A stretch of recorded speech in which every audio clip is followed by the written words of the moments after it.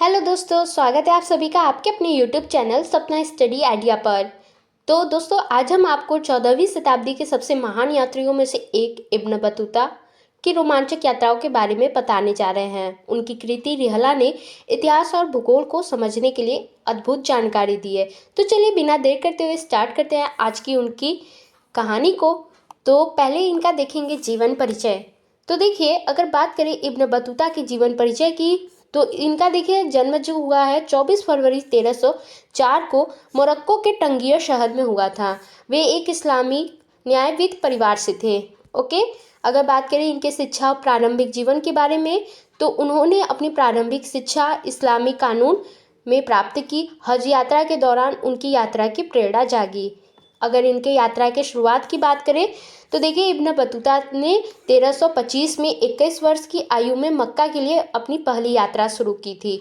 और देखिए, अपनी यात्रा को सिर्फ धार्मिक उद्देश्य तक सीमित नहीं रखा, बल्कि दुनिया के विभिन्न हिस्सों की संस्कृति, परंपराओं और भौगोलिक विविधताओं को समझने के लिए भी यात्रा शुरू की थी।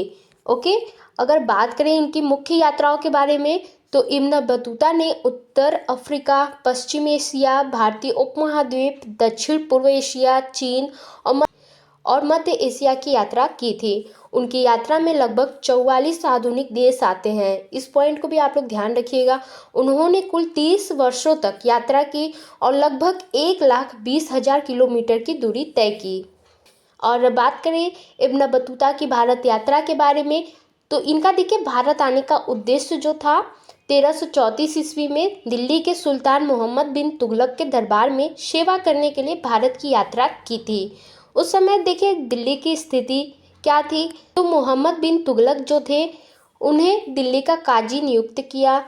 उनके कार्यकाल के दौरान उन्होंने भारत की न्याय व्यवस्था और प्रशासन का गहराई से अध्ययन किया। अब बात करें मालदीव और चीन की यात्रा के बारे में, तो भारत में रहते हुए उन्हें मोहम्मद बिन तुगलक ने चीन के मंगोल शासकों के पास अपना राजदूत बनाकर भेजा। इस यात्रा के दौरान उन्होंने मालदीव, श्रीलंका और दक्षिण पूर्व एशिया का भ्रमण किया था। अगर इनकी बात करें भारत के विस्तृत वर्णन के बारे में, तो देखिए जो इनका सामाजिक जीवन के बारे में बताया, तो भारतीय समाज में जाति प्रथा और धार्मिक विविधता का वर्णन किया था। और व्यापार और अर्थव्यवस्था के बारे में बताया, तो उन्होंने भारत में व्यापारिक मार्गों, मसालों और अन्य वस्तुओं के आदान प्रदान का उल्लेख भी किया था। धार्मिक परंपराओं के बारे में बताया, तो भारतीय त्योहारों, पूजा पद्धतियों और धार्मिक अनुष्ठानों का विस्तार से वर्णन किया था। इनकी जो कृति थी रिहला, तो रिहला देखिए इनका यात्रा वृत्तांत था। इस रचना और नाम के बारे में बात करें, तो देखिए रिहला जो है इब्न बतूता की यात्रा का वर्णन है। इसका तो देखिए, अगर इसका पूरा नाम देखें तो बहुत लंबा है, आप लोग ध्यान से देखिएगा। तो देखिए इसका नाम था तोहफत उल नुज्जार फी गराइब उल अमसार व अजाइब उल असफार। इसका देखिए अर्थ क्या था, देशों के अजूबों और यात्राओं के आश्चर्य। ओके, अगर इसकी लेखन प्रक्रिया की बात करें, तो इब्न बतूता ने अपने अनुभव मौखिक रूप से बताए, जिन्हें इब्न जुजई नामक विद्वान ने अरबी भाषा में लिखा। इसे 1355 ईस्वी में मोरक्को के सुल्तान के कहने पर लिखा गया था। अगर बात करें इसमें वर्णित विषय क्या क्या थे, तो इसमें देखिए राजनीतिक व्यवस्थाएं भी बताई गई थी। तो इब्न बतूता ने जिन जिन क्षेत्रों की यात्रा की, वहाँ के शासकों और उनकी प्रशासनिक नीतियों का भी वर्णन किया था। सांस्कृतिक विविधताओं के बारे में बताया। उन्होंने अलग अलग देशों की संस्कृतियों, भाषाओं और रीति रिवाज को विस्तार से भी लिखा था। भौगोलिक जानकारी के भी बारे में बताया था, जैसे कि नदियों, पहाड़ों, मार्गों और बंदरगाहों का भी उल्लेख किया था। धार्मिक और सामाजिक जीवन के बारे में बताया कि उन्होंने धार्मिक परंपराओं और त्योहारों का भी उल्लेख किया। भारत में उन्होंने विशेष रूप से हिंदू धर्म और इस्लाम के सह अस्तित्व का भी उल्लेख किया। भौगोलिक क्षेत्र के भी बारे में बताया, जैसे कि अफ्रीका, एशिया, यूरोप और चीन के बारे में। इनकी अगर शैली की बात करें, तो रियला की देखिए जो भाषा है, सरल, वर्णनात्मक और चित्रात्मक है, जिससे पाठक को तत्कालीन समाज और राजनीति का स्पष्ट चित्र मिलता है। भारत में वर्णित जो प्रमुख घटनाएं और स्थान थे, तो इसमें देखिए दिल्ली का प्रशासन के भी बारे में बताया गया। मोहम्मद बिन तुगलक की प्रशासनिक नीतियों की प्रशंसा और आलोचना दोनों की गई थी। दिल्ली के किले भी बताए गए, बाजार और मस्जिदों का भी वर्णन यहाँ पे मिलता है रिहला में। मालदीव के भी बारे में बताया उन्होंने। मालदीव में इस्लाम के प्रचार और धार्मिक व्यवस्था का भी वर्णन किया। श्रीलंका और दक्षिण भारत के भी बारे में बताया कि उन्होंने श्रीलंका के मंदिर और दक्षिण भारत के सांस्कृतिक जीवन का भी उल्लेख किया। और अगर बात करें यहाँ पर रिहला की ऐतिहासिक महत्ता के बारे में, तो देखिए क्या होता है कि मध्यकालीन इतिहास का भी स्रोत मिला। जैसे कि रिहला में मध्यकालीन एशिया, अफ्रीका और यूरोप के इतिहास का महत्वपूर्ण स्रोत है।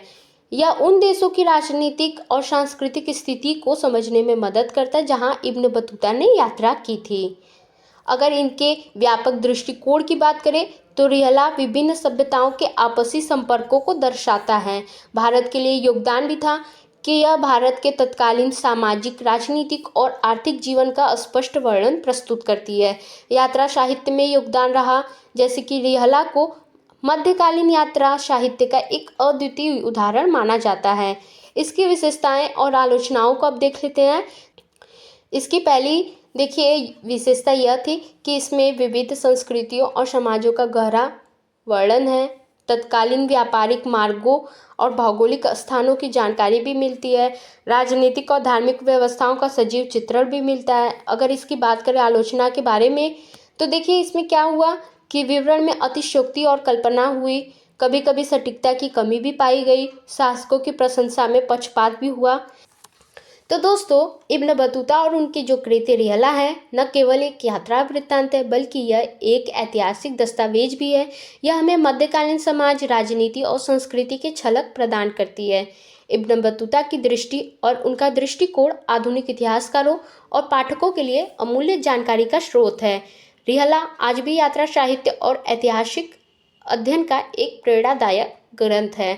तो दोस्तों, अगर आपको भी यह वीडियो अच्छा लगा होगा तो वीडियो को लाइक शेयर जरूर करिएगा, और नए हैं चैनल पर तो चैनल को सब्सक्राइब जरूर करें ताकि आपको भी आगे का वीडियो मिल सके। मिलेंगे अगली वीडियो में, तब तक के लिए बाय बाय।